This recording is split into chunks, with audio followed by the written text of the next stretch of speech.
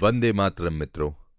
आज मैं सतीश कुमार और प्रोफेसर सोमनाथ सचदेवा की लिखी हुई पुस्तक स्वावलंबी भारत अभियान को पढ़कर सुना रहा हूं। मुझे आशा है कि देश हित में आप इसे पूरा सुनेंगे। अभी अभी देश ने अपना अमृत महोत्सव, भारत की स्वतंत्रता के 75 वर्ष मनाया है और अब अमृतकाल प्रारंभ हुआ है, अर्थात 2047 तक की यात्रा, जब भारत स्वतंत्रता के 100 वर्ष पूरे करेगा। ऐसे में भारत कैसा हो, इसकी सब तरफ चर्चा शुरू हुई है। अन्य विषयों के अतिरिक्त सबसे प्रमुख बात यह है कि भारत को स्वावलंबी बनना होगा, अपने पैरों पर खड़ा होना होगा। कोई भी विश्व का नेतृत्व करने की सोच रखने वाला देश यदि गरीबी, बेरोजगारी से त्रस्त हो, अपनी आर्थिक प्रक्रियाओं के लिए विदेशी कंपनियों और विदेशी ताकतों पर निर्भर हो, तो वह विश्व के लिए प्रेरणादायी नहीं बन सकता। इसी विषय को ध्यान में रखकर गत 2 वर्षों से भारत में स्वावलंबी भारत अभियान चल रहा है, जिसे भारत के शीर्ष आर्थिक, सामाजिक एवं शैक्षिक संगठन चला रहे हैं। यह एक गैर राजनीतिक, गैर सरकारी पहल है जो वास्तव में भारत की युवा शक्ति ही चला रही है। 75 वर्षों की भारत की सफल यात्रा। भारत की बेरोजगारी इस समय पर भारत की सबसे बड़ी चुनौती बनी हुई है।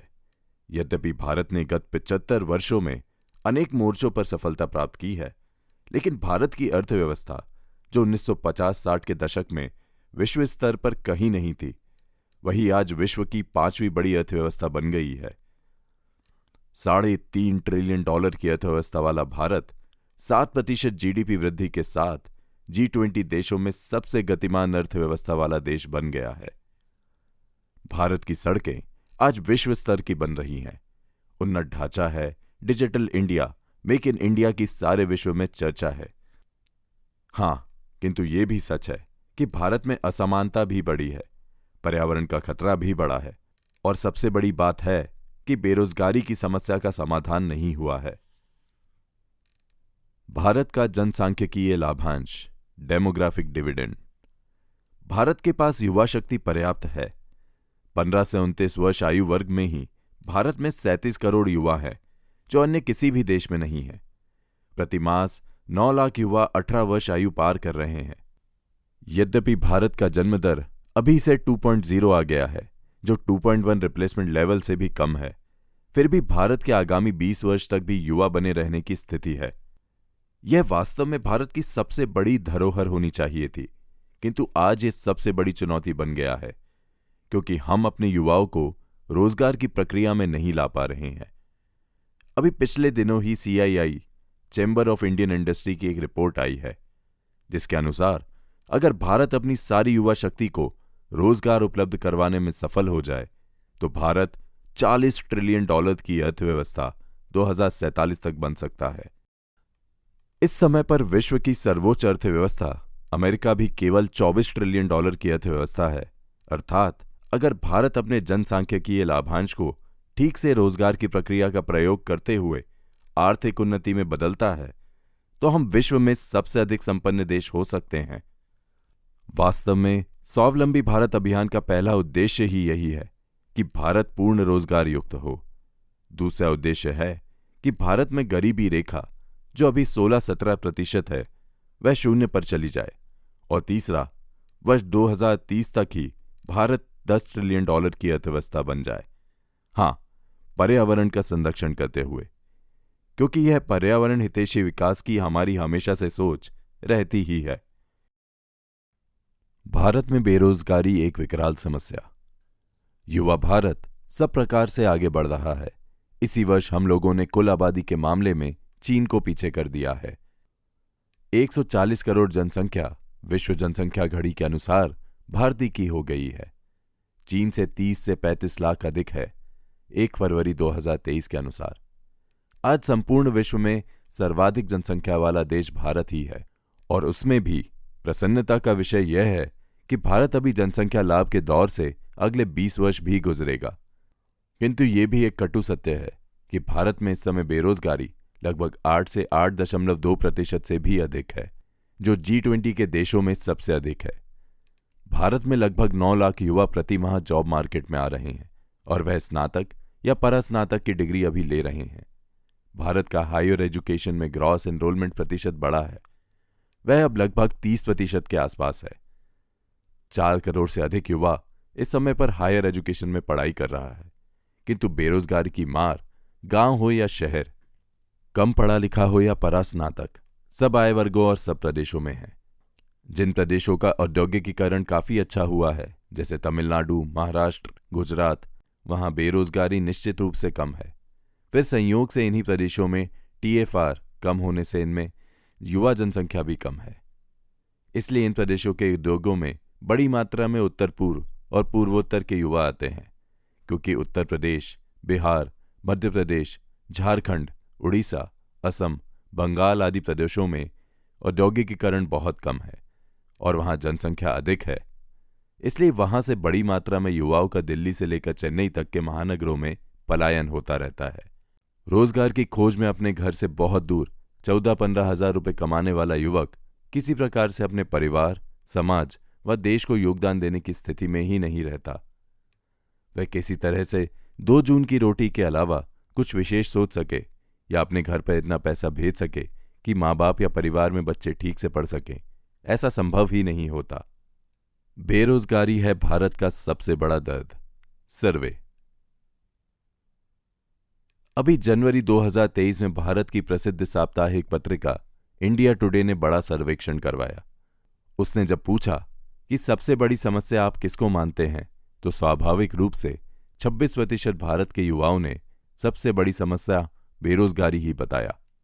4 माह पूर्व जब वायुसेना में अग्निवीर की 730 नौकरियां निकली तो उसके लिए करीब 20 लाख से अधिक युवाओं ने आवेदन किया, जो यह संकेत बताने के लिए पर्याप्त है कि भारत में बेरोजगारी किस कदर भयावह रूप लिए हुए है। इसके अतिरिक्त भी CMIE के साप्ताहिक सर्वेक्षण भी बता रहे हैं कि अलग अलग मास पर थोड़ा कम ज्यादा होगा, पर कुल मिलाकर 8 से 9% बेरोजगारी की दर बहुत भयावह है। भारत सरकार या नीति आयोग के अलग से आंकड़े तो प्रकाशित नहीं हो रहे, किंतु एक बात सब मानते हैं कि भारत में बेरोजगारी बहुत बड़ी चुनौती है और इसको ठीक करने के लिए कोई व्यापक प्रयत्न करने चाहिए। गरीबी मुक्त भारत बनाना होगा। गरीबी भी एक बड़ा कारण है चिंता का। यद्यपि भारत ने इस विषय में गत 75 वर्षों में काफी प्रगति की है, किंतु जो देश विश्व की 5वीं बड़ी अर्थव्यवस्था बना हो, जिस देश में विश्व के नेतृत्व करने की महत्वपूर्ण क्षमता हो, उसकी 16 से 17% जनता यानी लगभग 20 करोड़ से अधिक आबादी यदि गरीबी रेखा के नीचे जीवन यापन कर रही हो, तो यह अच्छी स्थिति तो बिल्कुल नहीं है। सुदूर ग्रामीण क्षेत्रों में ही नहीं, नगरीय क्षेत्रों में की स्लम बस्तियों में भी गरीबी मुंह बाए खड़ी है। मुंबई महानगर का 40% क्षेत्र स्लम क्षेत्र है, तो दिल्ली का भी लगभग 25% स्लम क्षेत्र है। यही बात बाकी महानगरों जैसे बैंगलोर, चेन्नई, कोलकाता, लखनऊ, भोपाल आदि की भी है। गरीबी के कारण ही कुपोषणता का भी एक बड़ा असर भारतीय बच्चों पर दिख रहा है। विश्व स्वास्थ्य संगठन के अनुसार 121 देशों की सूची में भारत वर्ल्ड हंगर इंडेक्स के हिसाब से 107वें नंबर पर है। यानी हम बांग्लादेश जैसे छोटे और हमारे से ही निकले हुए देश से भी पीछे हैं। जब पर्याप्त मात्रा में और अच्छा भोजन नहीं मिलता तो बच्चों का बौद्धिक विकास पूरा नहीं होता, आयु छोटी रहती है, कद छोटा रहता है। ऐसा कुपोषित बच्चा बड़ा होकर बीमारियों से ग्रस्त रहता है। वह देश का योग्य और योगदान करने वाला नागरिक ना बनकर समस्याओं का एक बिंदु बन जाता है। इस गरीबी और कुपोषण की भी हमें समाधान करने की कोई व्यापक योजना सोचनी होगी। कुछ अन्य चुनौतियां। इसके अलावा शिक्षा भी एक चिंता का विषय है। यद्यपि साक्षरता दर भारत की 90% से ऊपर हो गई है, किंतु गुणवत्ता वाली शिक्षा का सर्वथा अभाव है। ग्रामीण क्षेत्रों में विशेषकर सरकारी स्कूलों में शिक्षा का प्राथमिक स्तर बहुत ही सामान्य है। इन विद्यालयों से निकला हुआ विद्यार्थी आवश्यक योग्यता, क्षमता का विकास नहीं कर पा रहा है। इतना ही नहीं, जो हायर एजुकेशन का एनरोलमेंट है वह भी 27 से 28% तक ही है, जबकि विश्व के अनेक देशों में यह आंकड़ा 70% तक तो अवश्य ही जाता है। इतना ही नहीं, जो कौशल विकास का कार्य भारत में प्रारंभ हुआ वह भी कोई बहुत आशा प्रदान नहीं करता, क्योंकि जो कौशल विकास केंद्र खुले उनका स्तर बहुत सामान्य रहा। परिणाम स्वरूप स्किल किया हुआ है ऐसे सर्टिफिकेट लिए हुए करोड़ों लोग हैं, किंतु ना तो उन्हें कोई नौकरी मिलने की संभावना है और ना ही उनका कौशल ऐसा कोई विकसित हो पाया है कि वह स्वरोजगार अपनाकर उद्यमी बन सके। भारत में स्किलिंग कौशल विकास का प्रमाण पत्र लिए 1 करोड़ से अधिक बेरोजगार हैं। उद्यमिता के प्रति तो अभी सारे देश में शिक्षा एवं जागरण बहुत ही प्रारंभिक स्तर का ही है। फिर असमानता के मामले में भी एक बड़ी चुनौती भारत के सामने है। ऑक्सफैम की जो रिपोर्ट आई है उसके अनुसार भारत विश्व के सर्वाधिक असमानता वाले देशों में से है। भारत की 1% जनता के पास नीचे की 80% लोगों की संपत्ति है। 21 बड़े उद्योगपतियों के पास ही 70 करोड़ लोगों की संपत्ति के बराबर संपत्ति है। इससे समाज में विघटन व क्षोभ बढ़ता है। समाज को विघटन से बचाने के लिए और एक सुदृढ़ समाज के गठन के लिए आय के समान वितरण अथवा न्यूनतम असमानता रहनी चाहिए। भारत की आर्थिक स्थिति व रोजगार का सिंहावलोकन। जब हम भारत की आर्थिक और रोजगार की स्थिति के बारे में विचार करते हैं तो हमें अपनी पिछली स्थिति देखनी होती है। भारत लगभग 10,000 वर्षों से एक उत्तम और समृद्ध अर्थव्यवस्था के रूप में ही विश्व में विख्यात रहा है। अनेक बार प्रोफेसर एंगस मैडिसन, जो लंदन स्कूल ऑफ इकोनॉमिक्स के प्रोफेसर थे और वर्ल्ड बैंक की स्टडी के अंतर्गत ही उन्होंने बड़ी रिपोर्ट बनाई थी, की चर्चा होती है। उन्होंने 30 से अधिक अर्थशास्त्रियों के साथ मिलकर अनेक वर्ष अध्ययन करते रहे। अपनी report millennium perspective 2000 year history of world economy में स्पष्ट लिखते हैं कि 0 ईस्वी से लेकर 1500 तक भारत विश्व उत्पाद का 33% तक का हिस्सा देता था। सब प्रकार के आक्रमणकारी व अंग्रेजों द्वारा हमारे अर्थतंत्र को तोड़ने के बाद भी यह 1720 ईस्वी में 24% व 1870 तक भी 12% तक था और 1947 में यह 2% से भी कम रह गया, जो आज 4% के आसपास है। केवल यही एक बड़ा अध्ययन नहीं है। बाद में उत्सा पटनायक, जिन्होंने कैलिफोर्निया में रहकर गहन अध्ययन के पश्चात रिपोर्ट दी, उनका कहना है कि 1757 से लेकर 1936 तक अंग्रेजों ने जो विभिन्न प्रकार से टैक्स व अन्य तरीकों से भारत की लूट की, उसकी मात्रा 45 ट्रिलियन डॉलर तक की है। अमेरिका, जो विश्व की सबसे बड़ी अर्थव्यवस्था है, वह भी अभी केवल 24 ट्रिलियन डॉलर की है। यानी अमेरिका की वार्षिक जीडीपी का 2 गुना जितनी संपत्ति तो अंग्रेजों ने ही लूटी। कहने का अर्थ यह है कि भारत में इतनी समृद्धि रही है, इसके कारण से भारत में बेरोजगारी का तो प्रश्न ही नहीं उठता था। भारत एक समृद्ध, विकेंद्रित, ग्रामोद्योग आधारित अर्थव्यवस्था रही है, जो कि पर्यावरण का भी संरक्षण करते हुए उत्पाद करता था और विकास का एक सतत प्रतिमान विश्व में स्थापित किया था। संस्कृत में बेरोजगारी के लिए पर्यायवाची शब्द तक नहीं मिलता। बेरोजगारी प्रमुख रूप से अंग्रेजों के आगमन के पश्चात भारत में फैली, जब हमने उत्तम खेती, मध्यम व्यापार, निम्न चाकरी की प्रक्रिया को नकारना शुरू किया। अंग्रेजों को अपना राज्य यहाँ पर स्थापित करने के लिए बड़ी मात्रा में अंग्रेजी बोलने वाले और उनके आदेशों का पालन करवा सकने वाले नौकरों की आवश्यकता थी। अतः उन्होंने न केवल मासिक वेतन देकर नौकर रखने प्रारंभ कर दिए, बल्कि उन्हें सामाजिक प्रतिष्ठा भी दिलवाई। धीरे धीरे अंग्रेजों का नौकर बनना यह उच्च जीवन का प्रतीक बनने लग गया और भारतीय युवा स्वरोजगार, उद्यमिता के स्थान पर नौकरी की तलाश करना प्रारंभ करने लगे।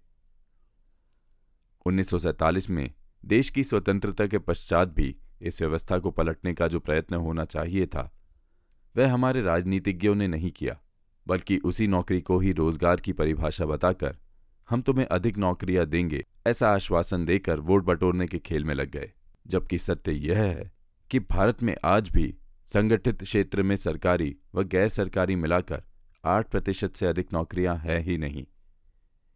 यही भारत में बेरोजगारी का मूल कारण भी है। गत 75 वर्षों में लगातार अनेक दलों की सरकारें प्रयास करने पर भी इसलिए पूर्ण रोजगार नहीं दे पा रही, क्योंकि वह 8 से 10% के सरकारी व प्राइवेट नौकरियों के मार्ग को ही केवल रोजगार मानते हैं। दैनिक वेतनभोगी, ठेके प्रथा वाली, मनरेगा, गेस्ट आदि भी अतिरिक्त 10 से 12% से ऊपर नहीं जाती। बेरोजगारी को देखने का दृष्टिकोण ही समस्या। कई बार समस्या को देखने का दृष्टिकोण ही वास्तव में बड़ी समस्या होता है। यही बात भारत की बेरोजगारी के संदर्भ में भी है। सबसे पहले तो यही कि रोजगार की परिभाषा हमारे यहाँ गलत है। सामान्य व्यक्ति, युवा, सरकारी नौकरी अथवा बड़ी कंपनी की नौकरी को ही रोजगार मानता है, और वह भी संभव हो तो घर के निकट ही।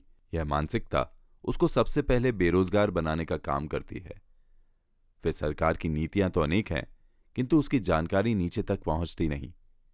सुस्त सरकारी तंत्र अच्छी योजनाओं को भी लागू नहीं करवा पाता। प्रोत्साहन व जानकारियों के अभाव में वे युवा किसी भी स्तर की नौकरी मिल जाए इस खोज में भटकते रहते हैं और अपने आप को बेरोजगार बताते रहते हैं। इसके अतिरिक्त भी उद्यमिता के प्रति प्रोत्साहन कम होना, पारिवारिक व सामाजिक परिवेश की उदासीनता, बैंक व सरकारी बाबुओं की सुस्ती व भ्रष्टाचार भी स्वरोजगार व उद्यमिता के मार्ग की रुकावटें हैं। कृषि रोजगार का प्रमुख क्षेत्र। इतने वर्षों बाद आज भी कृषि ही भारत के युवाओं को सर्वाधिक रोजगार देने वाला क्षेत्र है। लगभग 35% युवा इसमें लगे हैं जो पूरी तरह कृषि पर ही निर्भर हैं। हाँ, यह बात अलग है कि उनकी आय का स्तर बहुत कम है। उसका प्रमुख कारण कृषि को घाटे का सौदा मानना है। यद्यपि गत कुछ वर्षों में ग्रामीण क्षेत्रों में ढांचागत विकास काफी हुआ है। सड़कें भी अब सुदूर गांव तक पहुंची हैं। बिजली भी 24 घंटे मिलती है। टेलीफोन कनेक्शन, मोबाइल, वाईफाई की कनेक्टिविटी हो गई है। इसके कारण से ग्रामीण क्षेत्रों में रोजगार के अवसर बढ़े हैं। अनेक स्टार्टअप भी कृषि क्षेत्र में आ रहे हैं। इसके अतिरिक्त भी सहायक कार्य जैसे मधुमक्खी पालन, गाय पालन, फूल उत्पादन, मुर्गी पालन आदि आदि अनेक प्रकार के कार्य अच्छी आय देने वाले हैं। देश भर में इस तरफ कार्य हो रहा है।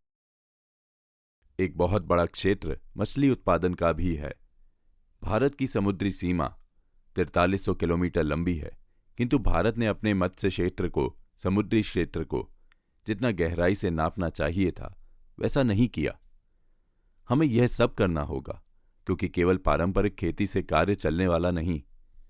अगर हमारे युवा तेजी से एफपीओ, नए नए प्रकार की फसलें और सहायक गतिविधियों में तेजी से जाएं, वहां नए स्टार्टअप लगाएं, छोटे बड़े एफपीओ चलाएं, तो निश्चित रूप से कृषि क्षेत्र व ग्रामीण क्षेत्र आय का बहुत बड़ा साधन हो सकता है। इस समय के हमारे खाद्य निर्यात में 45% तक का हिस्सा कृषि के सहायक वर्गों में से ही निकलता है। अपेडा की एक रिपोर्ट के अनुसार 1,85,000 करोड़ का निर्यात तो इन्हीं चीजों का होता है। सरकार के अतिरिक्त समाज को इस विषय पर ध्यान करना होगा, तो निश्चित रूप से कृषि व ग्रामीण क्षेत्र में हम अपने युवाओं को अपनी आय अधिक करने के लिए और वहीं गांव में ही रहते हुए सुविधाएं देते हुए उन्हें अपना नवीन रोजगार सृजन व आय वृद्धि हेतु तैयार कर सकते हैं। लघु व कुटीर उद्योग ही हैं भारत की रीढ़ की हड्डी। इस समय जो भारत का निर्यात है उसमें 45% तक योगदान लघु एवं कुटीर उद्योगों से निर्मित वस्तुओं का ही रहता है। भारत का लघु एवं कुटीर उद्योग शायद विश्व का सबसे बड़ा उद्योग क्षेत्र है। भारत में 4000 से अधिक छोटे बड़े उद्योग समूह क्षेत्र हैं।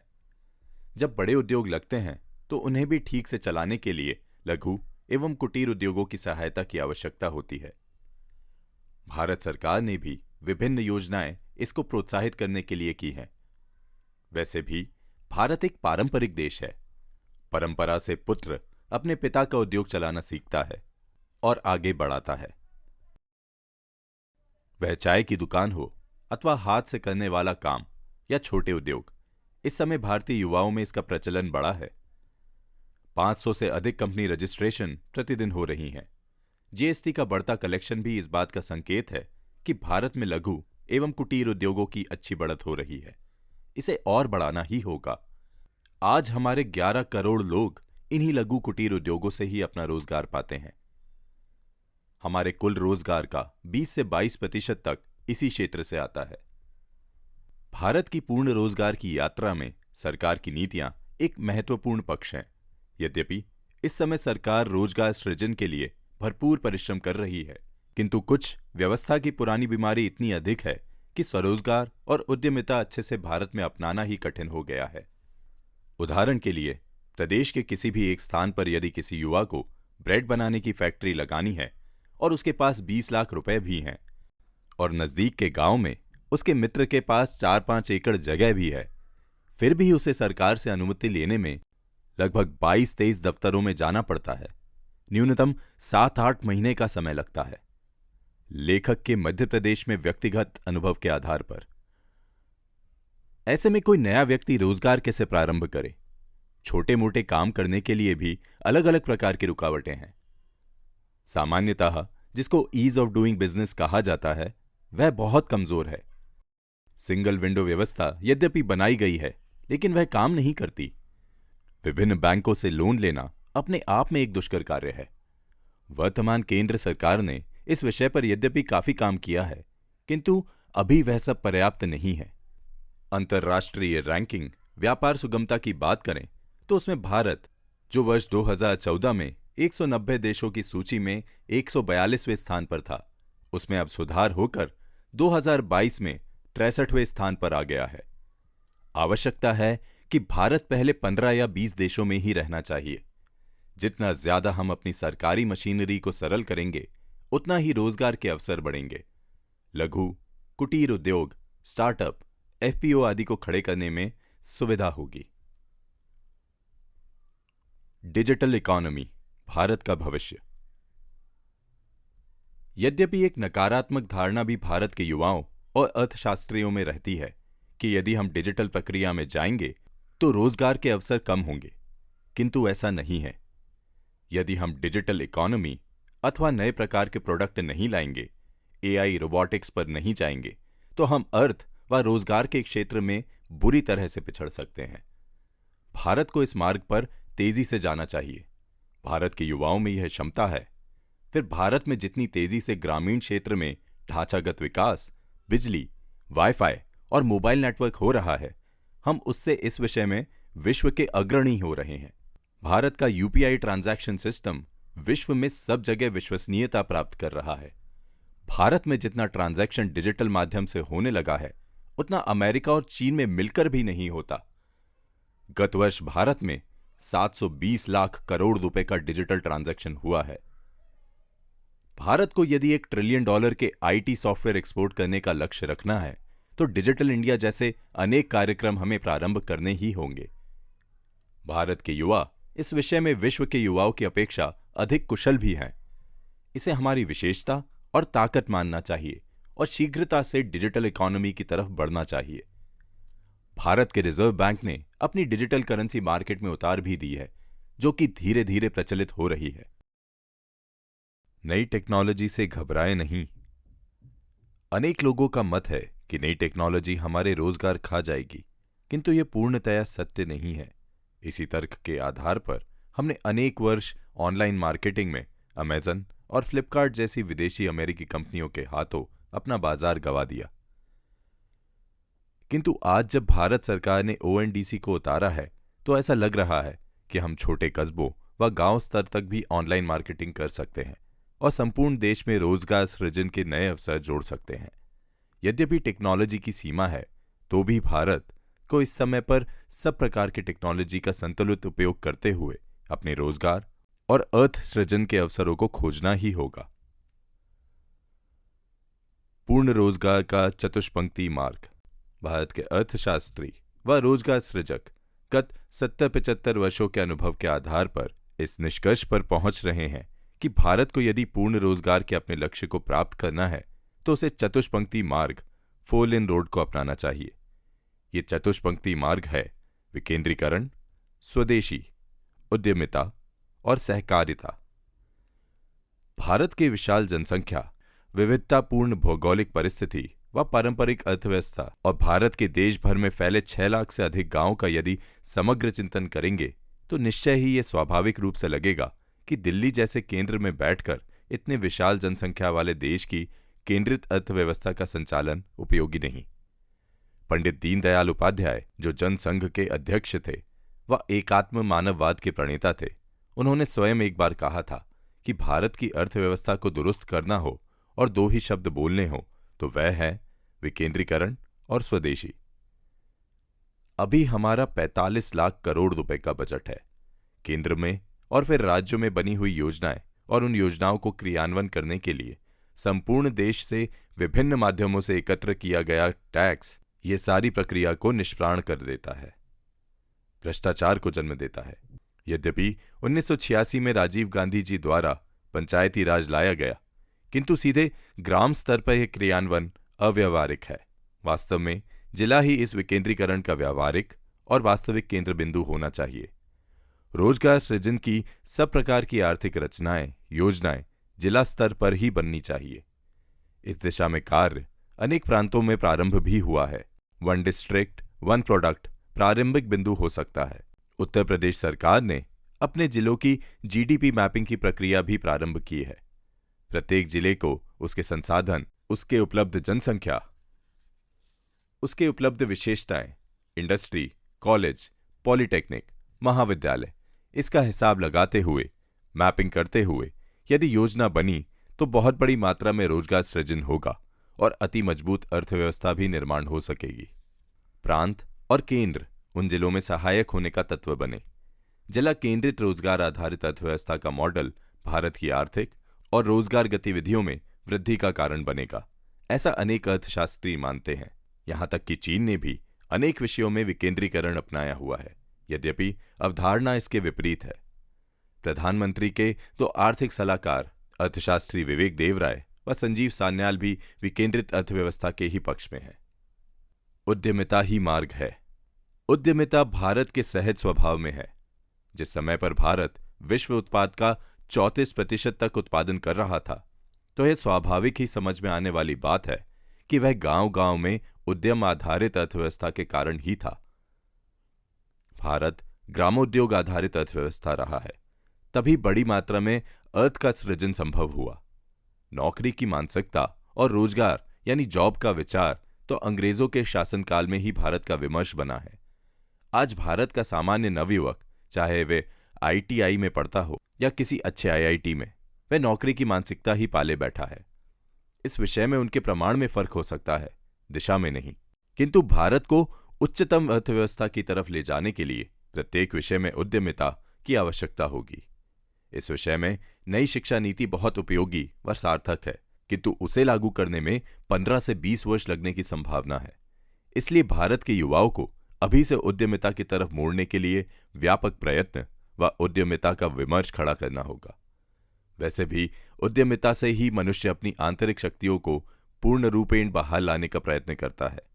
अपना उद्यम व बड़ी कमाई की सोच किसी युवक को कठिन परिश्रम करने, रिस्क लेने, योजना करने, नया खोजने को प्रेरित करती है। 9 से 5 बजे की नौकरी वाला मनुष्य अपनी प्रतिभाओं को कुंठित कर लेता है। छोटी सोच रखकर, नौकर की मानसिकता बनाकर कोई भी देश या समाज बड़ी अर्थव्यवस्था नहीं बन सकता। उद्यमिता को प्रोत्साहित करने के लिए अनेक प्रदेश सरकारें, केंद्र सरकार, अनेक संस्थाएं एवं अनेक व्यक्ति उद्यमिता प्रोत्साहन के विभिन्न प्रकार की योजनाएं व प्रयोग कर रहे हैं। भारत फिर से उद्यमिता के मार्ग पर चल पड़ा है। इस उद्यमिता की तरफ बढ़ती गति को और तीव्र करने की आवश्यकता है। भारत में इस समय पर प्रतिदिन 500 कंपनियों का रजिस्ट्रेशन हो रहा है।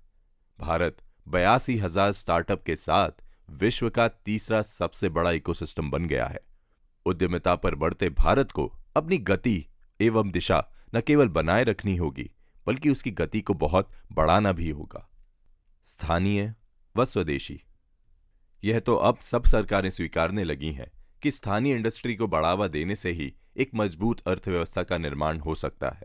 इसलिए भारतीय प्रधानमंत्री नरेंद्र मोदी बार बार वोकल फॉर लोकल और आगे जाकर मेक लोकल फॉर ग्लोबल जैसे उद्घोष वाक्य देकर स्थानीय उत्पादन पर जोर दे रहे हैं। अनेक प्रदेशों की सरकारें वन डिस्ट्रिक्ट वन प्रोडक्ट योजना को तेजी से लागू कर रही हैं। इसी प्रकार रेलवे ने वन स्टेशन वन प्रोडक्ट योजना को लागू किया है। यह स्वाभाविक भी है। भारत के अनेक जिले जैसे गुरुग्राम, बेंगलुरु, पुणे, हैदराबाद, लखनऊ, भोपाल ऐसे हैं जिनकी कुल जनसंख्या विश्व के अनेक छोटे देशों की जनसंख्या से अधिक है। अतः हमें स्थानीय उत्पादन और स्थानीय खपत को बढ़ावा देना उपयोगी होगा। और यदि लोग स्थानीय स्वदेशी चीजों को खरीदेंगे, स्वाभाविक है इससे लघु एवं कुटीर उद्योगों को भी बढ़ावा मिलेगा।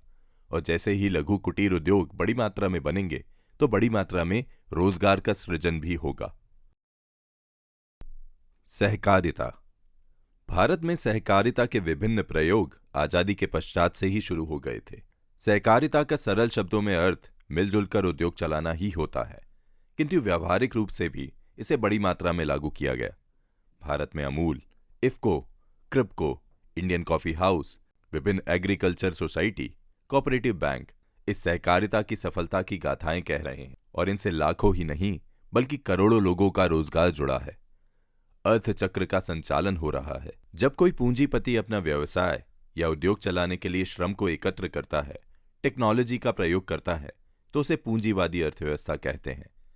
किंतु जब श्रम मिलकर पूंजी एकत्र करते हैं और टेक्नोलॉजी आदि का प्रयोग करते हुए अर्थ का सृजन करते हैं, तो उसे सहकारिता उद्योग कहते हैं।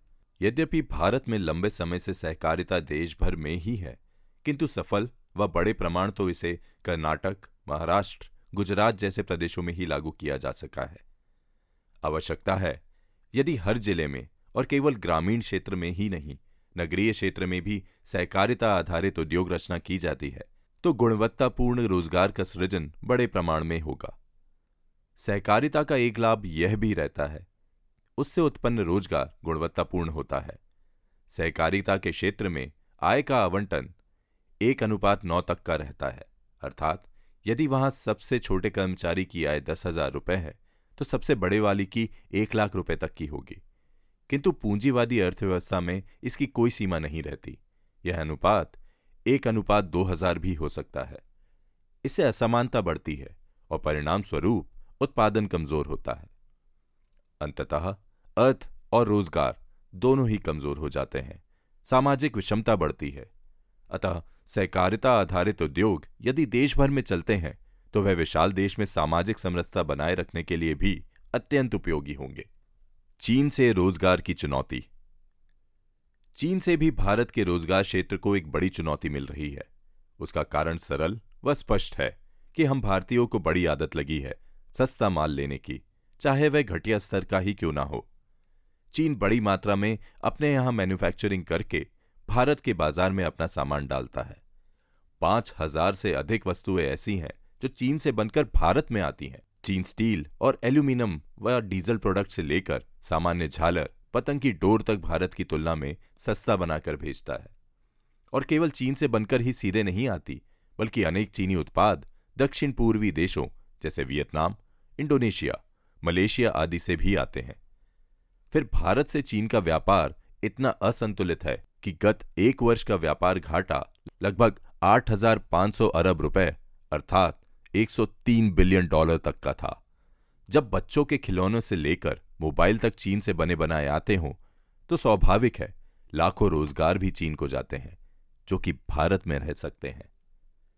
चीन अपने यहां से भारत के मुकाबले इतने सस्ते माल बनाकर कैसे भेजता है, यह अनुसंधान और बहस का विषय हो सकता है। इसके साथ साथ सरकारें चाइनीज इंपोर्ट पर रोक क्यों नहीं लगा पा रही हैं, यह भी सोचने का विषय हो सकता है। किंतु एक बात सत्य है कि भारत का लाखों रोजगार चीन के द्वारा आयातित वस्तुओं के कारण भारत से बाहर जा रहा है, छीना जा रहा है। पूरे देश को इसे एक चुनौती मानना चाहिए। जैसे सैनिक सीमा की रक्षा करते हैं, ऐसे ही हमें बाजार की रक्षा करनी होगी। 2017-18 में चले स्वदेशी स्वीकार, चाइनीज बहिष्कार के राष्ट्रीय स्वदेशी सुरक्षा अभियान की भावना को जन जन तक पहुंचाना होगा। यह केवल एक दुश्मन देश से दूरी बनाने के लिए नहीं, बल्कि अपनी अर्थव्यवस्था को मजबूत करने के लिए और अपने रोजगार के अवसरों का निर्माण करने के लिए करना होगा। विश्व में उपलब्ध रोजगार, नौकरियों के प्रति दृष्टिकोण। अनेक अर्थशास्त्रियों का मत है कि हमारे युवा जो विदेशों में चले जाते हैं और वहां जाकर छोटी बड़ी नौकरियां करते हैं, उससे भारत की अर्थव्यवस्था को धक्का पहुंचता है। वैसे ब्रेन ड्रेन भी मानते हैं, अर्थात यहां की बौद्धिक शक्ति का पलायन होना। किंतु अपने देश की बड़ी युवा आबादी को, जिसे यहां पर रोजगार के अवसर पर्याप्त नहीं मिलते, बाहर जाना स्वाभाविक है। विश्व में सर्वाधिक विदेश में बसे नागरिक भी भारत का ही है। लगभग 1.85 करोड़ भारतीय लोग विदेशों में बसते हैं। किंतु यह भी सच है कि यही विश्व में गए भारतीय भारत की अर्थव्यवस्था व रोजगार की एक ताकत भी हैं। वह प्रवासी भारतीय भारत में भी 100 अरब डॉलर लगभग 8200 अरब रुपए प्रतिवर्ष भेज भी रहे हैं, जिससे भारत का अर्थतंत्र मजबूत हो रहा है, व्यापार घाटा कम होता है और रुपए की डॉलर के मुकाबले में कीमत ठीक बनी रहती है। इसलिए विश्व भर में फैली हुई नौकरी के प्रति हमारे को एक दूसरे दृष्टिकोण से भी सोचना चाहिए। भारत की आबादी अभी और बढ़ेगी। इसकी 2027 तक 164 करोड़ तक बढ़ने की संभावना है। इसलिए यदि हमारे युवा विश्व भर में नौकरियों की खोज में जाते हैं और वहां प्राप्त कर लेते हैं, तो इसमें कोई बुराई नहीं। इसके अतिरिक्त वे भारत के सांस्कृतिक राजदूत भी बनते हैं। विश्व भर में भारतीय जीवन मूल्यों के प्रति, भारत के प्रति एक आदर का भाव पैदा करते हैं। इसलिए इस विषय को भी हमें उसी सकारात्मक दृष्टि से देखना चाहिए और उसी अनुसार किस देश में कितनी और कैसी नौकरियों की आवश्यकता है, इसका अध्ययन करना होगा। फिर सरकारों द्वारा या प्राइवेट संस्थाओं द्वारा भी उसी अनुसार यहां पर अपनी लेबर फोर्स को प्रशिक्षित करके भेजने से उपयोगी होगा। उदाहरण के तौर पर यूरोप में इस समय पर 5 लाख से अधिक पैरामेडिक लेबर की आवश्यकता है। यदि हम उन्हें यहां पर प्रशिक्षित कर सकें तो यह संभव है। इसी प्रकार विश्व के अनेक प्रमुख देशों की बूढ़ी होती आबादी को हमारे सेवाभावी युवाओं की आवश्यकता है। डॉक्टर देव शेट्टी ने इस विषय में विस्तृत अध्ययन प्रस्तुत किया है, जिसका अध्ययन कर इस विषय में आगे बढ़ा जा सकता है और लाखों रोजगार सृजित किए जा सकते हैं। स्टार्टअप्स, रोजगार का बड़ा क्षेत्र। गत कुछ वर्षों से विश्व में और भारत में स्टार्टअप्स की चर्चाएं हैं। स्टार्टअप अर्थात नए उद्यम, नए तरीके से शुरुआत की छोटी फंडिंग से। यह उद्यमिता का स्पष्ट क्षेत्र है। युवाओं में इसके प्रति अच्छी रुचि भी बनी है। भारत में इस समय पर 82,000 से अधिक स्टार्टअप्स हैं और भारत विश्व का तीसरा बड़ा स्टार्टअप इकोसिस्टम है। गत 2021-22 के वित्त वर्ष में ही भारत ने 14,000 स्टार्टअप्स प्रारंभ किए हैं, जिसका अर्थ यह हुआ कि भारत ने प्रतिदिन 4 से अधिक स्टार्टअप शुरू किए हैं। इनमें कुल 2,000 अरब रुपए का फंड निवेश हुआ। देशी विदेशी कुल मिलाकर 24 अरब डॉलर। भारत में यह हर वर्ष हर मास इसमें तरक्की हो रही है और यह होनी भी चाहिए। इतना ही नहीं, यह स्टार्टअप्स देश के 600 से अधिक जिलों से आ रहे हैं, यानी भारत के छोटे कस्बों, जिलों से भी युवा अब स्टार्टअप्स आरंभ कर रहे हैं। उद्यमिता भारत के खून में है। भारत को न केवल इस प्रकार के स्टार्टअप्स की प्रक्रिया को तेज करना होगा, बल्कि इसे एक संस्कृति के नाते से ही विकसित करना होगा। जब भारत विश्व में 33-34% का उत्पादन करता था, तो यह उद्यमिता ऐसी ही उस समय पर थी। भारत में सूर्योदय हो रहा है और भारत फिर से उसी उद्यमिता के क्षेत्र में प्रवेश कर रहा है। फिर ये स्टार्टअप्स केवल टेक्नोलॉजी और बड़े क्षेत्रों में ही नहीं आ रहे, बल्कि कृषि क्षेत्र में, स्वास्थ्य में, ग्रामीण क्षेत्रों में सब जगह आ रहे हैं। देश भर में हर महाविद्यालय, हर विश्वविद्यालय में इसके लिए स्टार्टअप केंद्र बनने चाहिए और देश को इसके लिए संसाधन भी लगाने चाहिए। आर्थिक, सामाजिक व शैक्षिक संगठन के साथ साथ सरकार की टीम को वर्क करते हुए इस विषय पर तेजी से आगे बढ़ना चाहिए। युवा विद्यार्थियों को उद्यमी बनने हेतु 5 विचार। Start earning early, earn while you learn. Bharat के युवाओं को यह अभ्यास बना हुआ है कि वे आयु के 24-25 साल तक न केवल पढ़ाई लिखाई करते रहते हैं, बल्कि वे सोचते हैं कि कमाई करने की उम्र ही इसके बाद प्रारंभ होती है। तब तक केवल किसी तरह से डिग्री, डिप्लोमा प्राप्त करते जाना, उसके लिए ही परिश्रम करते रहना होता है। जबकि विश्व भर का अनुभव ऐसा है कि जो युवा पढ़ाई करते ही कुछ कमाई करना शुरू कर देते हैं, वे अधिक सफल होते हैं। यूरोप, अमेरिका में 70% से अधिक युवा महाविद्यालय और विश्वविद्यालय में आने के बाद अपनी पढ़ाई का खर्चा स्वयं अर्जित करते हैं। अगर हमारे युवा भी 16-17 वर्ष की आयु से अर्न व्हाइल यू लर्न की प्रक्रिया अपनाते हैं, तो वह सफल उद्यमी भविष्य के हो सकते हैं। जमशेदजी टाटा, एप्पल के स्टीव जॉब, बाबा रामदेव से लेकर ओयो के रितेश अग्रवाल व टीएसी के तृष्णीत अरोरा तक के सैकड़ों उदाहरण ऐसे हैं जिन्होंने छोटी आयु में कमाई शुरू की, तो वह बड़े सफल उद्यमी आगे चलकर सिद्ध हुए। Number 2, don't be job seeker, be job provider. तो आजकल संपूर्ण भारत में युवाओं के लिए एक आदर्श वाक्य जैसा बनता जा रहा है। भारत में नौकरी करने का विचार इतना प्रबल है कि वह सामाजिक समीकरण का विषय बन गया है। ग्रामीण क्षेत्र में तो यदि युवा के पास नौकरी नहीं है, फिर चाहे वह कितना भी अच्छा कमाता हो, तो उसका विवाह तक होना कठिन हो जाता है। यह नौकरी ही रोजगार है का सिद्धांत अंग्रेजी मानसिकता का परिणाम है, जिसे वर्षों तक हमने ढोया है। किंतु अब इससे आगे बढ़कर उद्यमिता में जाने को युवा तैयार है। आगे इसी अंक में हमने 10 ऐसे सफल उद्यमियों के उदाहरण भी दिए हैं। Number 3, think new, think big, think out of box. देश के प्रमुख उद्यमियों का जीवन अध्ययन करने के पश्चात यह ध्यान में आया है कि युवा उम्र में यह गुण अवश्य होता है कि बड़ा सोचना, नया सोचना और कुछ हटकर सोचना। स्टीव जॉब द्वारा बड़ा और हटकर सोचा गया तो विश्व को पहली $1 ट्रिलियन वाली कंपनी मिली। बाबा रामदेव द्वारा योग को सामान्य जन के स्वास्थ्य व अर्थ अर्जन का विचार नया था, अलग हटकर था। इसने पतंजलि को 30,000 करोड़ रुपए की कंपनी के रूप में स्थापित कर दिया। इसी विचार से बॉस नाम की विश्व की सबसे बड़ी ऑडियो कंपनी खड़ा करने में सफल हुए। इसी विचार से मार्क जकरबर्ग फेसबुक को स्थापित करने में सफल हुए। भारत ही नहीं, विश्व के किसी भी बड़े उद्योग के पीछे यह विचार अवश्य रहता है। आज की स्टार्टअप संस्कृति भी वास्तव में इसी तीसरे विचार का प्रकटीकरण है। नंबर 4, सामान्यता 5 व्यक्तिगत गुण किसी भी व्यक्ति में होने चाहिए जो उद्यमिता के क्षेत्र में प्रवेश करना चाहता है। वह है इच्छा शक्ति, परिश्रम, साहस, नई तकनीक के प्रति जागरूक और विश्वसनीयता।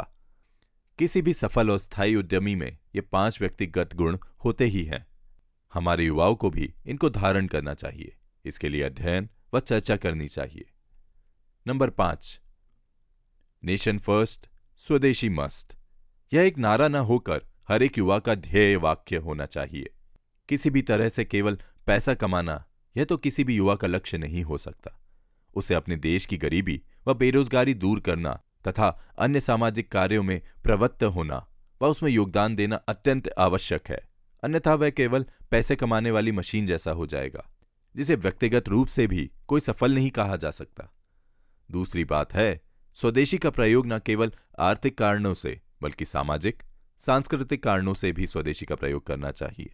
अपने व्यवहार में, अपनी सोच में, अपने परिवार के रहन सहन, वेशभूषा में, सब में अपना भारतीय परंपरा और वैचारिक प्रतिबद्धता पर गर्व रहना चाहिए।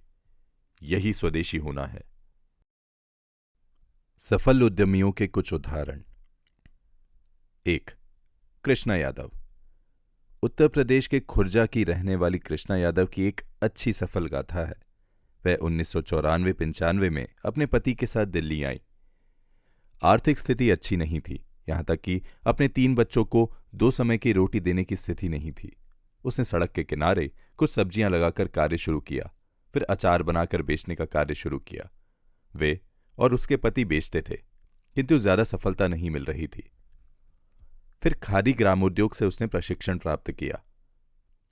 उससे उसको इसके मूल्य संवर्धित करके कैसे बेचना, इसका तरीका आया। धीरे धीरे कार्य आगे बढ़ने लगा और आज वह 1000 महिलाओं को कार्य भी दे रही हैं। कृष्णा पिकल्स नाम से उसकी अचार की 3 बड़ी कंपनियां हैं। दिल्ली से लेकर बिहार के सीतापुर तक उसके अचार बनाने की कंपनियों में कुल 1000 महिलाएं अपना रोजगार पाती हैं। 7 करोड़ से अधिक का उसका टर्नओवर हो गया है। दिल्ली व केंद्र सरकार तथा अनेक अन्य संस्थाओं ने उसको सम्मानित किया है। कैसे एक अनपढ़ महिला अपने पति के साथ यदि परिश्रम करती है, धैर्य रखती है, बड़ा बनने की सोचती है तो वह सफल हो सकती है। इसकी एक प्रेरक कथा है कृष्णा पिकल की कृष्णा यादव। 2, गौरव लस्सीवाला, स्टूडेंट लस्सी। गौरव गोरखपुर का रहने वाला है। पढ़ाई करते समय ही उसने गांव से पहले दूध लाकर फिर दही बेचकर कमाई करनी शुरू करी। उसे विचार आया कि इसमें मूल्य समर्थन करके कमाई की जा सकती है और अपने ही कॉलेज के सामने उसने स्टूडेंट लस्सी नाम से एक रेहड़ी लगा ली। धीरे धीरे कार्य फैला लिया। कठिनाइयों के बावजूद आज उसकी 11 रेहड़ियां स्टूडेंट लस्सी के नाम से चलती हैं। 10 लाख रुपया हर मास की उसकी सेल है। 30 लोगों को उसने रोजगार दिया हुआ है। यह एक छोटा किंतु जीवंत उदाहरण है। कोई भी काम छोटा नहीं और रोजगार सोच में, संसाधनों में नहीं। 3, बकरी वाला बना करोड़पति। बुलंदशहर के रहने वाले संदीप ने दिल्ली में संपन्न स्वावलंबी भारत की एक कार्यशाला में बताया कि वह यद्यपि जाट समाज से हैं, किंतु उसने बकरी पालन का कार्य शुरू किया। 20-22 बकरियों के साथ यद्यपि सामाजिक मान्यता न मिलने से उसे प्रारंभ में कठिनाई आई, किंतु उस कार्य में सरकार की योजनाओं का लाभ उठाकर जब कार्य करना प्रारंभ किया तो आज उसने 60 से अधिक लोगों को बकरी पालन के कार्य से अपना रोजगार निर्माण करने में सहायता की है। स्वयं भी उसका टर्नओवर 3 करोड़ से अधिक का हो चुका है। सरकार की योजनाओं का कैसे लाभ उठाया जाए और कोई भी कार्य छोटा नहीं होता, यदि इन दोनों विचारों का सफल संगम कहीं देखना है तो संदीप बकरीवाला उसका प्रत्यक्ष जीवंत उदाहरण है। 4. तृष्णीत अरोरा। वे लुधियाना के रहने वाले हैं। बहुत पढ़ाई नहीं कर सके, केवल 11वीं कक्षा तक की पढ़ाई की, किंतु उन्हें शुरू से ही कंप्यूटर मोबाइल इसका शौक था। अपने शौक को उन्होंने रोजगार का माध्यम बनाने की सोची। एथिकल हैकिंग का कार्य प्रारंभ किया। शुरुआत की मेहनत के बाद उन्हें कार्य मिलने लगा। पहले लुधियाना पुलिस, बाद में सीआरपी और फिर कुछ बैंकों से कॉन्ट्रैक्ट मिलने लगे। बाद में इसी तृष्णीत अरोरा ने सिक्योरिटी सॉल्यूशंस की एक कंपनी बनाई, टीएसी, तृष्णीत अरोरा कंपनी। आज यह कंपनी 400 से अधिक युवाओं को रोजगार दे रही है। 200 करोड़ का उसका टर्नओवर है। मुंबई में उसने अपना हेड ऑफिस बनाया है। यानी यदि आप में इच्छा शक्ति है, फिर चाहे आपकी आयु छोटी है, पढ़ाई अधिक नहीं है, घर से आर्थिक मदद भी नहीं है, लेकिन आप ठान लेते हैं, परिश्रमी है, इच्छा शक्ति है, फिर चाहे सफलता मिलती ही है। तृष्णीत अरोरा ऐसी पीढ़ी के नवयुवक के लिए प्रेरणा स्तंभ है। 5. एमबीए चाय वाला। इसके बारे में तो आपने सुना ही होगा कि गुजराती युवक रोहित, जिसकी इच्छा थी कि वह किसी अच्छे संस्थान से एमबीए करे, किंतु वह तो पूरी नहीं हो पाई।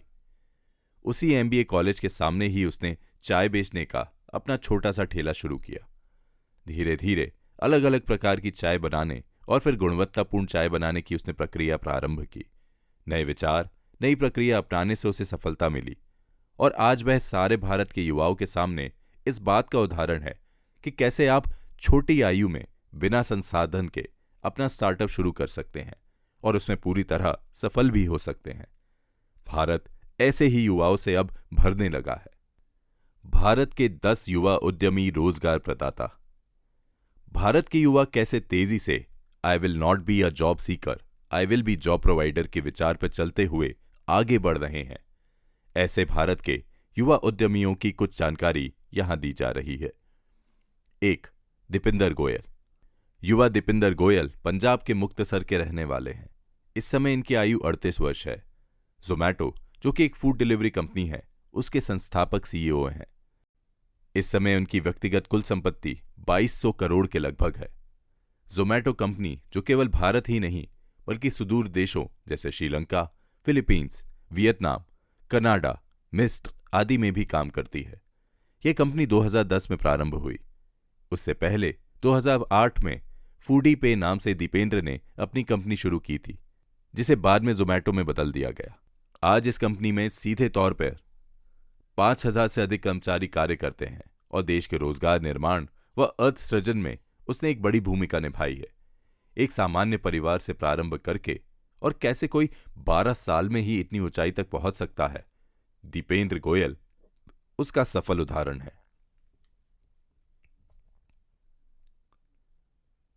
2. दिव्यांग तुरखिया। तुरखिया मुंबई के रहने वाले हैं। मीडिया.नेट नाम से ऑनलाइन विज्ञापन व्यवसाय की इनकी कंपनी है। अब आयु 38 साल है। केवल 9 साल की उम्र में ही इन्होंने काम करना शुरू कर दिया था।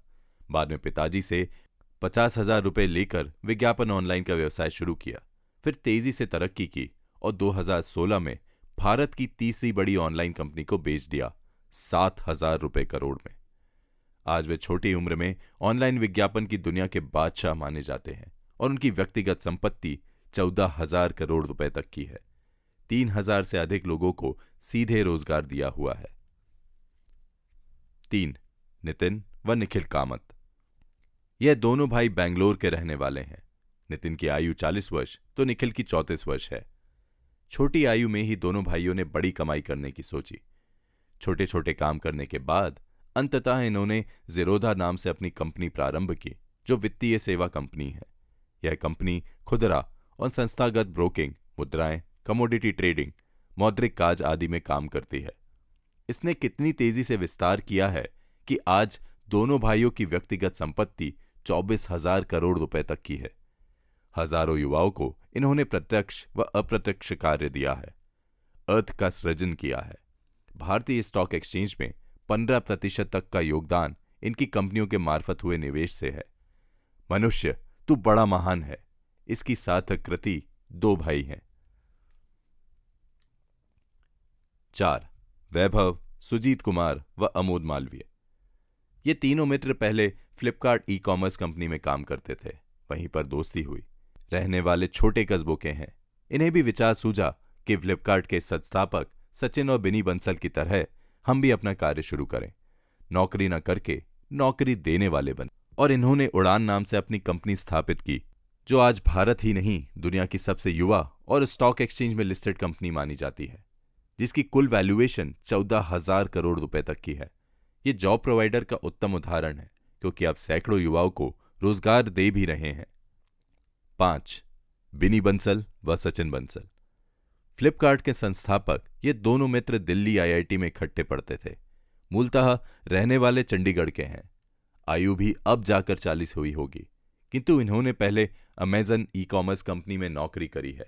लगभग 2 वर्ष तक नौकरी करके और वहां के अनुभव को हम स्वयं का उद्यम लगाने में कैसे कर सकते हैं, इसमें उपयोग किया और अमेजन के बराबर ही फ्लिपकार्ट कंपनी बना ली। और केवल 11 वर्षों में ही ये कंपनी इतनी बड़ी हो गई कि जब 2018 में उन्होंने इसको वॉलमार्ट को बेचा, तब ये 1,41,000 करोड़ रुपए की डील हुई। यह विश्व इतिहास में ई कॉमर्स कंपनी की अब तक की सबसे बड़ी डील थी। अभी वह दोनों अलग अलग रूप से अपनी कंपनी चला रहे हैं और इन्होंने भी हजारों युवाओं को रोजगार दिया है। 6. दीपक गर्ग। यह युवा हरियाणा के रहने वाले हैं। गुरुग्राम के 39 वर्ष की आयु के हैं। इन्होंने रिविगो लॉजिस्टिक कंपनी की स्थापना की। यह कंपनी ट्रक ड्राइवरों के जीवन में सुधार कर आय बढ़ाने के विचार पर आधारित है।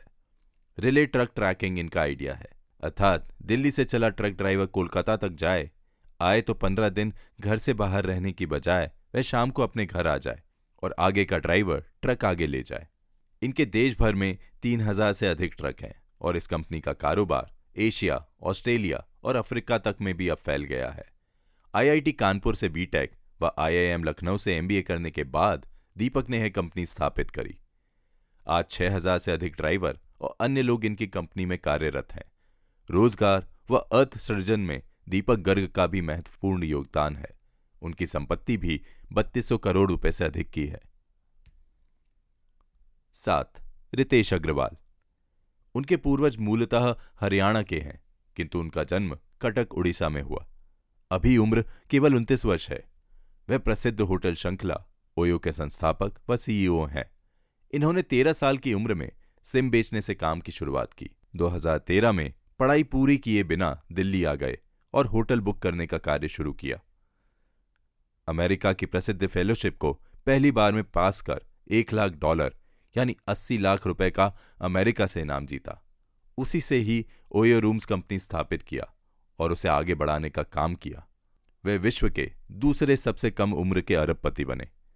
आज सारे भारत में ओयो रूम्स जाना पहचाना नाम है। हजारों लोगों को प्रत्यक्ष या अप्रत्यक्ष कार्य उनकी कंपनी के माध्यम से मिलता है। 8. अदिति गुप्ता। ये झारखंड में 1988 में जन्मी। पढ़ाई पूरी करने के बाद 2012 में मेंस्ट्रुपीडिया कॉमिक, जो युवतियों को उनकी कठिनाइयों के बारे में कहानियों के माध्यम से प्रशिक्षित करती है, की कंपनी चलाई। इस समय पर उसने 23,500 संस्थानों के माध्यम से 13 लाख से अधिक युवतियों को इस विषय में प्रशिक्षित किया है। उसकी कंपनी इस समय 50 करोड़ की है और 400 से अधिक लोगों को प्रत्यक्ष रोजगार दे रही है। फोर्ब्स 30 अंडर 30 में उसका नाम 2014 की लिस्ट में आया। वह एक सफल उद्यमी युवती है, केवल 35 साल की आयु में ही। 9. चित्रा गुरनानी। इस युवती ने तो कमाल ही किया। हैदराबाद के स्कूल ऑफ बिजनेस में पढ़ाई की और अपने पति अभिषेक के साथ मिलकर टूर एंड ट्रैवल की एक ऑनलाइन कंपनी बनाई। 2009 में अपने शौक को ही उसने अपना करियर बनाया और आज विश्व भर के 125 स्थानों पर वह 12,500 एक्टिविटीज कराती है और 30 लाख से अधिक उसकी साइट के यूजर हैं। वह युवाओं की प्रेरणा स्रोत हैं। सैकड़ों लोगों को उसने भी प्रत्यक्ष रोजगार दिया हुआ है। 10. श्रद्धा शर्मा। श्रद्धा शर्मा युवा स्टोरी नाम से सफल उद्यमियों की और सफल व्यक्तित्वों की कहानियां लिखने का उसने उपक्रम प्रारंभ किया। अभी केवल 42 वर्ष की हैं। बिहार के छोटे से कस्बे में जन्मी, पटना में पढ़ाई पूरी की, किंतु अब उसकी युवा स्टोरी भारत ही नहीं दुनिया में लाखों लोगों द्वारा पढ़ी जाने वाली सफल कहानियों की वेबसाइट है। 12 भाषाओं में वह सफल व्यक्तित्व के बारे में लिखती हैं। लाखों को उसने उद्यमिता में जाने हेतु प्रेरित किया है। स्वावलंबी भारत अभियान, रोजगार सृजन का अभिनव प्रयोग। भारत में बेरोजगारी, गरीबी दूर करने व भारत को एक समृद्ध, स्वाभिमानी देश के नाते से स्थापित करने के लिए 12 जनवरी 2022 को विधिवत रूप से स्वावलंबी भारत अभियान की घोषणा हुई। यद्यपि एक वर्ष पूर्व ही राष्ट्रीय स्वयंसेवक संघ के आर्थिक संगठनों ने मिलकर यह फैसला अहमदाबाद की एक बैठक में किया था, जिनमें भारतीय मजदूर संघ, भारतीय किसान संघ, लघु उद्योग भारती, ग्राहक पंचायत, सहकार भारती व स्वदेशी जागरण मंच थे। इसके अतिरिक्त बाद की बैठकों में अखिल भारतीय विद्यार्थी परिषद व राजनीतिक क्षेत्र, सेवा भारती, वनवासी कल्याण आश्रम, विश्व हिंदू परिषद, विद्या भारती, भारतीय शिक्षण मंडल, पर्यावरण गतिविधि आदि संगठन भी जुड़ गए। यह तय हुआ कि भारत में आर्थिक और सामाजिक संगठनों को मिलकर एक व्यापक अभियान चलाना चाहिए। देश के 754 जिलों में फैली बेरोजगारी को मिटाने हेतु जिला केंद्रित रोजगार एवं अर्थ सृजन के विभिन्न प्रयोग प्रारंभ करने चाहिए। इसके लिए विचार परिवार से बाहर चल रहे संगठनों का भी सहयोग लिया जाए और इसलिए जोहो कॉर्प, वक्रांगी, दे आसरा, IID, चोयल ग्रुप, जागृति यात्रा आदि अनेक संगठनों को भी साथ जोड़ा गया। अभी देश के 700 जिलों में इसकी टीमों का गठन हो गया है। इसमें 3 प्रकार के कार्य तय किए गए हैं: चल रहे रोजगार सहयोग केंद्रों, कौशल विकास केंद्रों, उद्यमिता प्रोत्साहन कार्यों या ऐसे कार्यों में लगे व्यक्तियों, संस्थानों को सहयोग करना। क्योंकि पहले से ही देश भर में सेवा भारती, वनवासी कल्याण आश्रम, विश्व हिंदू परिषद, लघु उद्योग भारती, भारत विकास परिषद आदि अनेकों संगठनों द्वारा कंप्यूटर सेंटर, सिलाई केंद्र, self help group, beauty parlour प्रशिक्षण केंद्र आदि ऐसे प्रयोग चल ही रहे हैं, जो विभिन्न प्रकार का कौशल विकास एवं रोजगार प्रशिक्षण का कार्य कर रहे हैं। इन सबको मिलाकर इनमें समन्वय बनाना, इनकी गति व परिणाम बढ़ाना। इस अभियान में संलग्न संगठनों द्वारा हजारों केंद्रों के माध्यम से लाखों लोगों की रोजगार सृजन की प्रक्रिया बन रही है। ऐसे सैकड़ों केंद्र इस अभियान के शुरू होने के बाद भी खोले गए हैं। इसके अतिरिक्त देश भर में जिला रोजगार सृजन केंद्र भी खोले गए हैं। अभी लगभग 400 जिलों में ये केंद्र खुल चुके हैं और इस वर्ष में सभी जिला केंद्रों पर ऐसे केंद्र खुल जाएंगे। इन केंद्रों का उद्देश्य युवाओं को नौकरियों के साथ साथ स्वरोजगार के बारे में भी प्रेरित व प्रशिक्षित करना, उन्हें सरकारी योजनाओं की जानकारी देना और आवश्यकता अनुसार उनके उद्यमिता के प्रयोगों में सहायता करना है। बड़ी मात्रा में इन रोजगार सृजन केंद्रों व अभियान के माध्यम से युवा उद्यमिता में मुड़ने भी लगे हैं। सितंबर 2022 में देश भर में उद्यमिता प्रोत्साहन सम्मेलन किए गए। कुल 2825 कार्यक्रमों के द्वारा लगभग 5 लाख युवाओं को उद्यमिता में प्रोत्साहित, प्रशिक्षित किया गया। देश के लगभग 625 जिले इसमें सम्मिलित हुए। 5000 से अधिक सफल उद्यमियों को युवाओं के बीच में ले जाकर उनके सफल प्रयोगों के प्रत्यक्ष वर्णन द्वारा यह कार्य हुआ। सभी प्रांतों में इसके कार्यकर्ताओं की प्रशिक्षण कार्यशाला चल ही रही है। डिजिटल टेक्नोलॉजी का उपयोग, mysba.co.in। डिजिटल टेक्नोलॉजी का उपयोग करते हुए mysba.co.in नाम की वेबसाइट के द्वारा सब प्रकार के प्रकल्पों को प्रत्येक युवा तक पहुंचाने का लक्ष्य है। डिजिटल वॉलंटियर व डिजिटल कार्यकर्ता भी इसके माध्यम से लाखों की संख्या में बनाए जा रहे हैं। लक्ष्य स्पष्ट है कि देश के प्रत्येक युवा को उद्यमिता, स्वरोजगार, स्टार्टअप, FPO आदि के माध्यम से अपना रोजगार स्वयं निर्माण करने की ओर प्रेरित, प्रशिक्षित, प्रोत्साहित और सहयोग करना। मानसिकता परिवर्तन हेतु एक व्यापक प्रयोग जनजागरण का लिया जा रहा है। वास्तव में जो अंग्रेजों ने नौकरी का विमर्श हमारे युवा के जनमानस के अंदर स्थापित किया, उसे बदलकर उद्यमिता और स्वरोजगार के विमर्श पर लाने के लिए व्यापक प्रयोग और कार्यक्रम इस अभियान के अगले चरणों में आगामी 2-3 वर्षों में लेने होंगे। एक एक युवक तक इस संदेश को पहुंचाना होगा। तभी भारत एक समृद्ध, गरीबी मुक्त और रोजगार युक्त प्रेरणादायी देश के नाते से उभर सकता है। आर्थिक सामाजिक संगठन ही अभियान चलाएंगे। यह कार्य सरकार अथवा राजनीतिज्ञों द्वारा संभव नहीं, बल्कि देश के आर्थिक, सामाजिक, शैक्षिक नेतृत्व व संगठनों के समर्पित कार्यकर्ताओं द्वारा ही संभव है।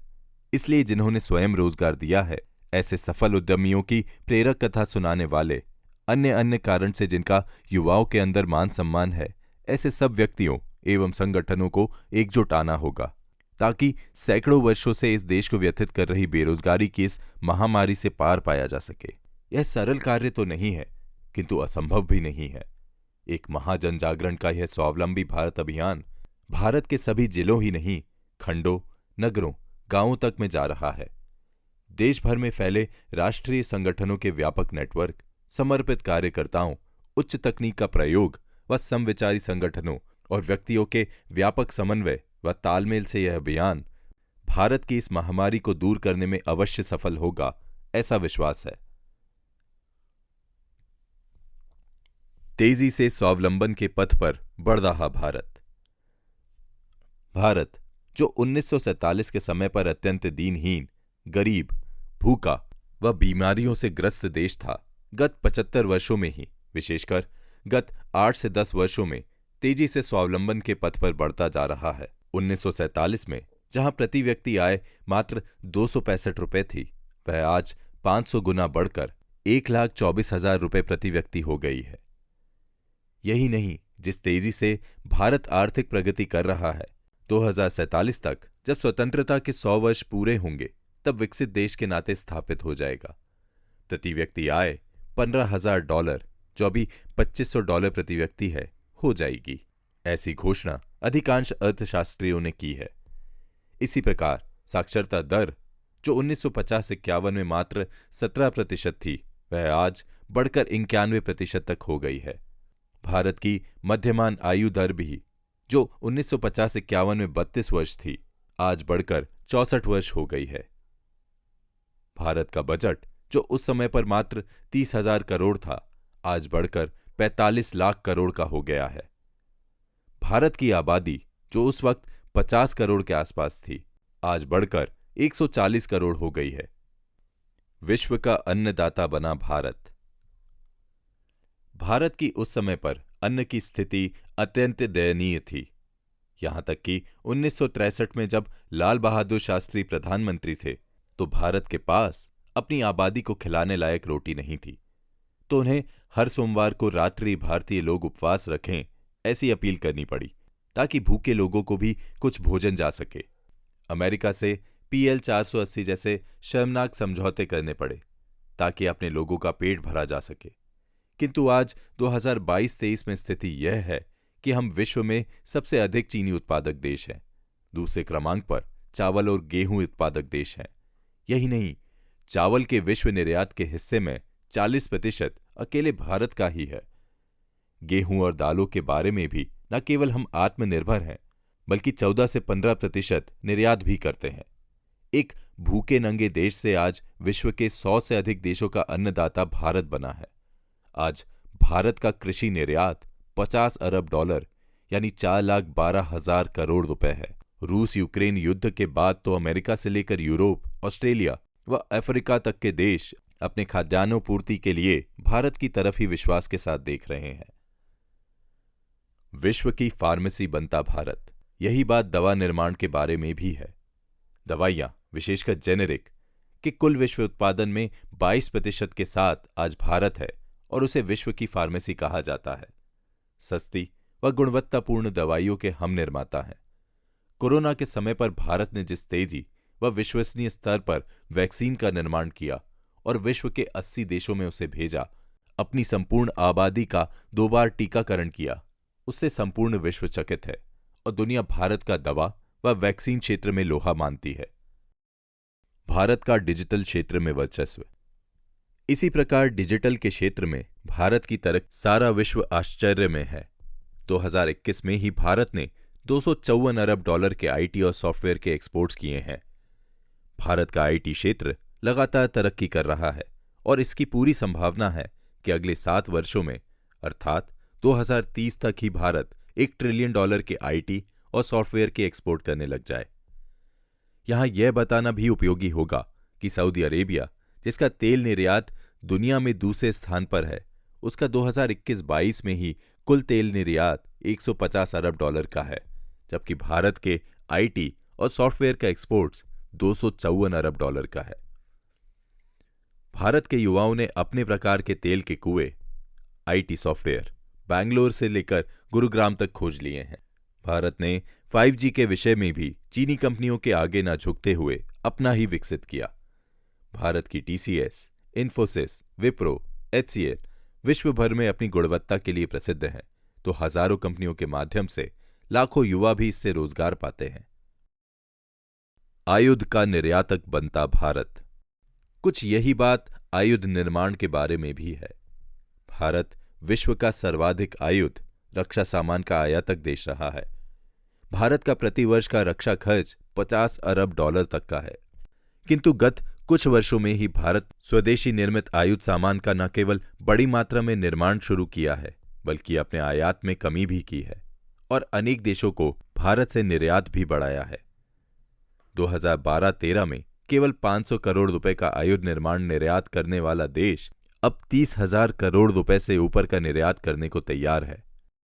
भारत का यूपीआई नंबर 1। विश्व भर में भारत के यूपीआई यानी स्थानांतरण सिस्टम की चर्चा है। फ्रांस, जर्मनी, अमेरिका तक के लोग उसका अध्ययन कर रहे हैं।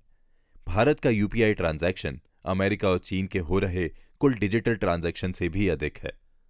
भारत बहुत तेजी से अपनी विशाल आबादी को 2 बार पूरी तरह से कोरोना का वैक्सीन का टीकाकरण कर पाया, तो उसका प्रमुख कारण भी डिजिटल था।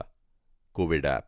भारत का रोड नेटवर्क, जो 50-60 के दशक में अत्यंत दयनीय स्थिति का माना जाता था, आज वह विश्व स्तरीय हो गया है। भारत प्रतिदिन 38 किलोमीटर सड़क का निर्माण कर रहा है। विश्व का दूसरा बड़ा रोड और रेल नेटवर्क भारत के पास है। 1960 के दशक में भारत में केवल 28 एयरपोर्ट थे, अब 137 हैं। भारत का इसरो विश्व के 4 सबसे विश्वसनीय अंतरिक्ष संगठनों में माना जाता है। मंगल पर केवल 2 ही देश अपना यान भेज पाए। मजबूत अर्थव्यवस्था भारत की। भारत कभी एक अत्यंत दुर्बल अर्थव्यवस्था माना जाता था, यहां तक कि 1991 में भी हमें अपना सोना गिरवी रखना पड़ा था ताकि देश का अर्थचक्र चल सके। किंतु आज भारत विश्व की 5वीं बड़ी अर्थव्यवस्था है। $3.5 ट्रिलियन के साथ वह 200 साल तक अपने ऊपर शासन किए इंग्लैंड $3.1 ट्रिलियन से आगे निकल चुका है और इसके 2027 तक ही $5.5 ट्रिलियन के साथ विश्व की तीसरी बड़ी अर्थव्यवस्था बनने और 2047 तक $26 ट्रिलियन के साथ विश्व की क्रमांक 1 की अर्थव्यवस्था बनने की भविष्यवाणी अधिकांश वैश्विक अर्थशास्त्री कर रहे हैं। CII chamber of Indian industry की एक पिछली रिपोर्ट ने यह घोषणा की है कि भारत यदि अपनी सभी युवा शक्ति को रोजगार की प्रक्रिया में लाने में सफल हुआ तो वह $40 ट्रिलियन की अर्थव्यवस्था बन सकता है, जबकि अमेरिका इस समय पर $24 ट्रिलियन की अर्थव्यवस्था है। विश्व में सबसे बड़ी लेबर फोर्स हमारी। 2047 तक ही विश्व की कुल लेबर फोर्स में 25% का हिस्सा भारतीयों का होगा। अभी भी यह 90 करोड़ है और 2030 तक यह 100 करोड़ हो जाएगी। इसके अलावा भी विश्व भर में भारत का डायस्पोरा 1.8 करोड़ है, जो विश्व के अन्य किसी भी देश की अपेक्षा अधिक है। यह भारतीय $100 अरब प्रतिवर्ष भारत में भेज रहे हैं। यह लगातार बढ़ रही है। भारत के लघु एवं कुटीर उद्योगों से लेकर यूनिकॉर्न तक की कंपनियां और फिर कृषि से लेकर आयुध के क्षेत्र तक न केवल भारत आत्मनिर्भरता के पथ पर तेजी से बढ़ रहा है, बल्कि वह विश्व पटल पर भी तेजी से अपनी छाप छोड़ रहा है और वैश्विक नेतृत्व की स्थिति में आ रहा है। स्वावलंबी भारत का सपना होगा साकार। उक्त विचारों का सारांश यही है कि भारत का युवा अब उठ खड़ा हुआ है। वह तेजी से उद्यमिता की ओर बढ़ने लगा है, स्वरोजगार की ओर बढ़ने लगा है। कृषि में नए प्रयोग होने लगे हैं। स्टार्टअप्स की गति तेजी से बढ़ रही है। भारत, जो कभी दुनिया पर निर्भर था, अब स्वदेशी और स्वावलंबन की राह पर तेजी से बढ़ रहा है। भारत की युवा शक्ति भारत को पूर्ण स्वावलंबी भारत बनाने के अभियान में जुटी है। इनके अथक प्रयत्नों से संपन्न भारत, रोजगार युक्त भारत, विश्व का मार्गदर्शक भारत का स्वप्न शीघ्र साकार होगा, इसमें किसी प्रकार का संदेह नहीं है। जय स्वदेशी, जय भारत।